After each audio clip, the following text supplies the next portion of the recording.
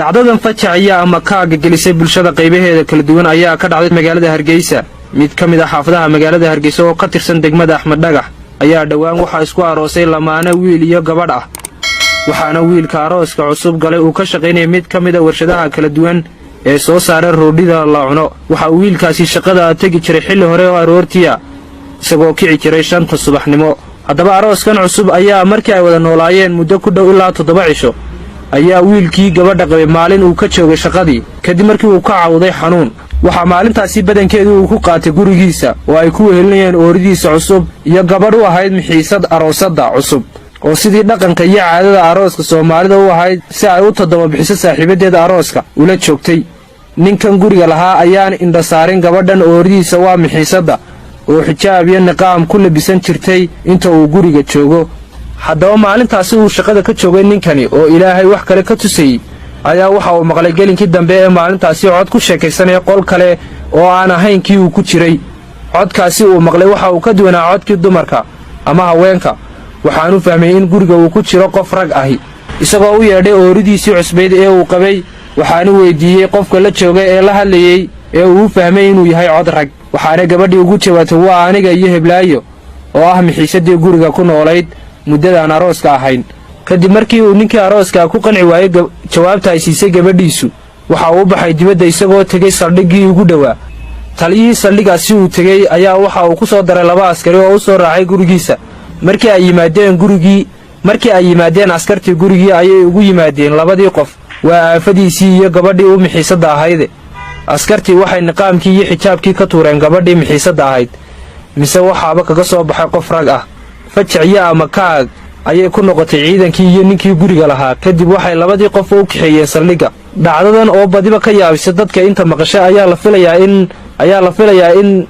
maalinta berri la keeno ninkaasi iyo gabadhaasi toddobaadka isku mixiiska ah ee ku noolaa guriga caruusada cusub waxaana warar xogaal oo aanu helayno sheegayaan in markii booliiska Soomaaliland ay weydiiyeen aroosadaasi sababta ay ninkan ugu qarisay saygeeda cusub ee ugu labisay dharka dumarka waxa ay u sheegtay ciidamada booliiska in uu ninkaas hore ay isjeclaayeen ciidamada booliiska Soomaaliland oo baaritaano dheer toddobaadkii u dambeeyay ku waday dhacdadan cusub ee magaalada Hargeysa dadkii ka yaabisay ayaa waxa ay dadku aad u sugayaan waxa ka soo bixi doona go'aanka maxkamadda gursaday gabadha la amina gursaday markii gursaday kadib sanaain wala soo wareegay markii la soo wareegay aan la soo wareegay guriga la soo wareegay kala soo wareegay ayay soo raacday intaas gabadhaas markii hore la socon jirtay markii inta la socon jirtay ana gursaday la socon jirtay ayaa markii dambe soo raacday kadib 20 cisho ee guriga ku noolad kadib dabeetana iyadoo gabadh ay ku noolad guriga iyo xaafadda ku noolad markasta way naqaameen ma naqaameen naqaabku markii meelaha u baxay xilin jirtay laakiin waxay xilin jirtay darkii dumarka iyo labisi shisheeye roob burasha qalin sunne labisii dibna wax walba mirsan jirtay wixii dumarka waslaan oo mirsan jirtay dabeetana ma aan dareemin xaafaddiina ma dareemin marka gabadhan iyada isku wadatay marka hore magaranaysa oo guriga ku wada noolayeen bal sayimka markii dambe la xaqiijinayo guriga ku wada noolayeen oo ugu shaqeyn jirtay gabadhan xaafaddan inay ka yar ugu shaqeyn jirtay dabeetana sidaasay guriga ku yimaadeen marka kadibna 20 cisho markii guriga noolay ay galabta dambe iga tagtay markii iga tagtay dabeeto hooyadii oo doonaysa ayaa timi gurigii markii timi ay xaafadii weydiisay amina inankii Cabdiraxmaan kula joogay marka xaafadii maqlaysay ma tidii Cabdiraxmaan lamu joogin waxa la joogtay inan la yiraahdo asma dabeeto saasay ku fashilantay arintii iyaga fashiliyay markii dambe anagu waxaan ogaanin marka maxkamadda waxaan saldhiga iftimaa ku soo xidhnay inankii iyo gabadhiiba baa doonteen markii saa ay hooyadii tiri ma ahayn gabadha inankaygi baa habay timi markii ay ka tiri gabadhii iyo gabar kale walaaliino guriga tiliga soo wareejiyay ayaan xidhnay oo guriga intaan ugu yeeray guriga keenay ayaan arintaas dhacday dabeetana arinta ka warrama waan arintaas u jirtaayo ninkaas waxaan inaan muhayn marka xaafadii baa ku kacday oo tiri maxaa dal orin inuu qarinaysan ayaa biyo ila saxan jirtay ayaa xanaaqay oo meeshii maxaa dal lagu qarinay isla markaas aan ku xidhnay saldhiga ku geeyay markaan saldhiga geeyay labadoodii walaalaha ayaan ninkiina keena markaan wixii iyaga keeno markii dambe naloo keenay isagoo nin caadi ah oo dharkii rag xirma ayaa saldhiga la keenaa waxaan shakiniga ma gelin shakiniga macal xaafadda dawi dareemay wax dareemay waxaan waa nin damana aniga la cadeeyay reerkood baa cadeeyay fashiliyay anagu ma dareemin waxa ma dareemin inaan banaysan gabadha internet kursan ka hor marka ruuxan la sheekay jiray inaan qofkan kan isbedelay ayna hore la sheekay jiray marka wuxuu diyaar ma yahay inaan noo shaqeysa ayaan baraya markaas adirtii inuu baraysan haye markii uu barayna inantan walaalay bay la soo hadashay telefoon miisniyo marka waxay tidin inaga Cabdiraxmaan maadiga ayo markaa kulaha inantayda ama ma sheegaysan waxa leeyahay inantii naga la tagay baleeyay noo kaalayo de xabal la tagay Cabdiraxmaan oo inanta kaalay ka xis waxay u soo fadhiisay si caadi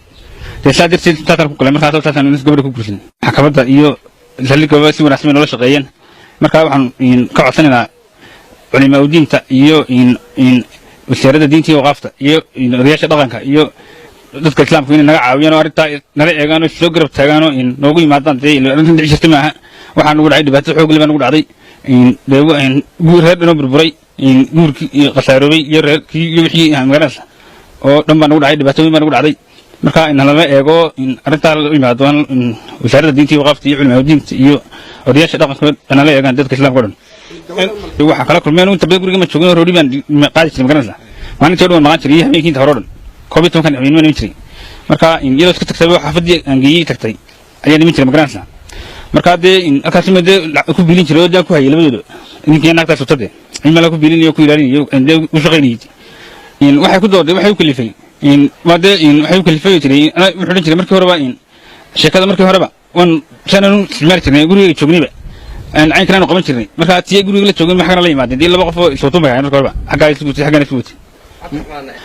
lama soo way noo yimaadeen laakiin wax ma lama xajisan waan wada sanoomay si caadi noogu iman saliga yimaadeen waxay ku noogu yiraahdeen dadkeen cadcideen iyo reerkiin wax dhideen marka anana reer nooma hadii qofka wata yahay ninka labadan ninka ka taysotay haayeen ay noqdeen marka reerkaasi nooma iman nooma isku fadhiisan marka waxaan warnimada in ma reerkooda ku ogaayeen iyo makarasa xaafadii iyo wixii isku ogaayeen ayna kornaalka saasan maleen waan la iska baaro la iska qabsada deelay waxa kale dhici jiray ma